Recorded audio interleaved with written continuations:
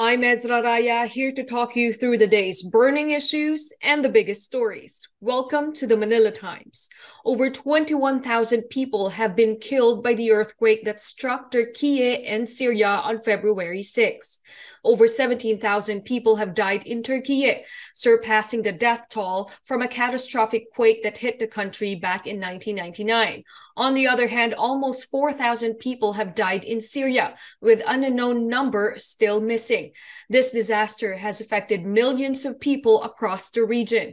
The international community has rushed to their aid.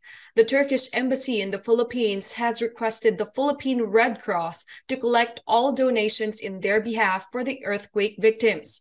In addition to this, the Red Cross is raising funds to give $100,000 each to both Turkey and Syria to support their rescue, relief, and evacuation efforts.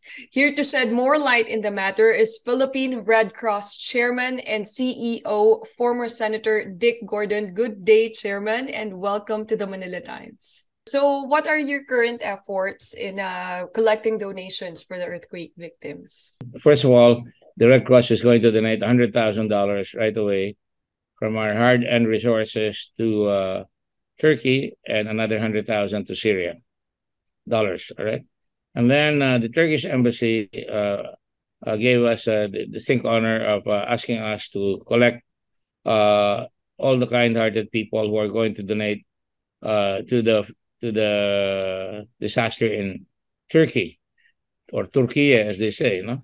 And now I already started the ball rolling there. Some of our board of governors are already calling. I've called a few friends, and they have a long list. They need almost 100 defibrillator machines, incubators for babies, ultrasound machines, X-rays, beds, woolen blankets, oxygen tanks, everything that is needed for an emergency. They will need a lot of bandages. But so what we're doing is, anybody who wants to contribute, we'll give them pictures, so they just point it out.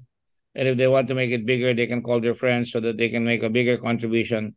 There's strength in numbers. They can donate high-ticket items easier. But it's a great opportunity for us to show that we are a very kind, generous, and certainly a nation that can be relied on during hard times by other countries. How can they donate, sir? Which channels can they donate to? They can donate by by calling us at our number. You can call us at 143 Red Cross, or the number of regular number 0917 844 6025. So they can call us, and if what we'll do to make it easier, because we can buy the stuff for them. If they give us the money, we can buy it, and then we'll show it to them. This is how much we bought it, and then we can do it. That will make it faster, because there will be a Turkish plane ready to collect the donations right away. So if we wait for them to buy it themselves, it will take a long time. So the drop-off point, if they buy something, will be at the National Headquarters Tower in EDSA, in Mandaluyong, corner Bonnie Avenue. Sir, for those who wants to donate, not in cash, but in medical supplies, they just go to your headquarters? Yes, they can do that. They want to donate blood pressure machines, EKG, which can easily be carried, or ECG, or if they want to buy bandages, or if they want to buy blankets, nebulizers, things like that. Anything that will be used in an emergency procedure. Oxygen tanks, wheelchairs, and stuff like that. Sir, there were reports that came in that two Filipinos actually died during the earthquake. So how are we helping the other Filipinos abroad in Turkey and Syria who are affected by the earthquake? Well, one at a time, because right now we have sent a delegation there already. Right now I'm speaking with the Canadian president, and we have worked with them in the past, sending our doctors and our nurses, and they provide the medical equipment and the tents, so we might be doing that. The DFA and the Office of Migrant Affairs will be able to have a better purchase on who they are. But if they need help, they can go to any branch of the International Red Cross or the Turkish Red Crescent or the Syrian Red Crescent, and they can go there and leave their name there, and they will call us, so we will be able to help them. Recently, the Philippine government deployed an 82-man rescue and relief team to Turkey. So when do you expect them to be back, sir? Oh, I don't know. It looks like it's going to be a long haul. Can you imagine? I'm particularly experienced in terms of earthquake disasters. This is a disaster that encompasses many, many towns and cities, many blocks of roads, and many, many high towers, right? High-rise towers. So you can imagine trying to get them out. And for so long as you can hear voices or you can hear some form of life, we should not stop and we should try and get them out. So take a long time. Now, the difficulty there, and that's why I would not just send people out there. First, there's a language problem. Second, it's extremely cold.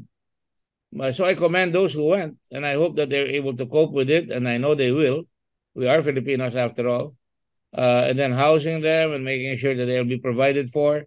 So I will concentrate on where I can help, and that is in medical hospitals or clinics, or being able to raise the necessary equipment that they need.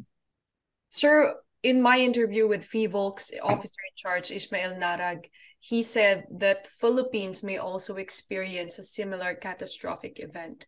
So in Turkey right now, they're racing against time. There's an air of desperation as they're trying to get as much survivors as they can before the freezing cold. So here in the Philippines, sir, do you think we're ready if and when that big one hits us? Ezra, nobody's quite ready for that big disaster. This is a one-of-a-kind disaster. It's one of the, if not the most strong earthquake that ever hit any part of the world.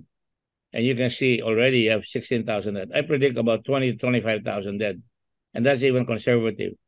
Judging by the population figures, you could go up to about 30,000 on both countries. So as far as I'm concerned, it's going to be very difficult. If we are hit here, are we totally prepared? I don't know, but I can speak for the Red Cross. We're already preparing. We've been preparing for a long time. In fact, I read already 21,000 people killed.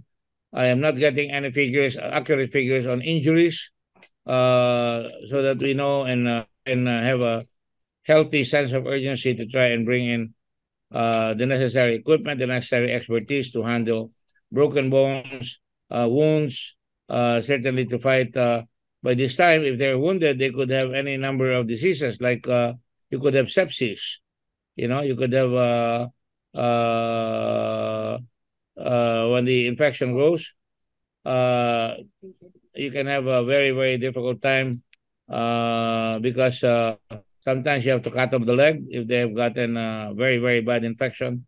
So these are extremely difficult moments. So in the Philippines, the Philippine Red Cross has 5 payloaders, and we're thinking of getting more and positioning them in regional centers. We will need dump trucks because to the debris. We will participate in the cleanup efforts. Otherwise, they will bar lifelines from coming in. They will bar lifesavers from coming in. The debris will itself be a block to helping people. So we need that.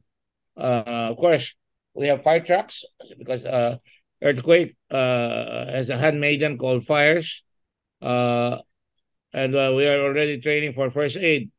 Many more, 143 all over the country. We're going to make sure that many more first aiders, and we're already doing the protocols on how they can be tapped and how they can work right away. Thank you for that, sir. So any message for anyone who's watching to encourage them to donate? How soon do they need these donations? Well, they can donate right away. Call up 143. That's the easiest way to get in touch with the Red Cross, and the number I just gave a while ago, which is 917-844-6025. And the other one is 510-6343. Simplest way is 143 has to be connected. You want to donate, we can connect. And remember, it's not a donation unless it hurts you. Really, that's what I mean. It's important that we get that. And we have a Facebook page, Philippine Red Cross page in Facebook. You can track us down there, and you should be able to help. And no amount is small, but for those who are well-to-do, to those to whom much is given, much is expected. So we should really try and help. Thank you so much, sir. All right. So it's not a donation until it hurts, so it has to be really big. So it will hurt the pocket. Well, because the need is, can you imagine, they need hundreds of x-rays, hundreds of, defibrillators, the ones that revive the dead. There are now 65,000 people injured.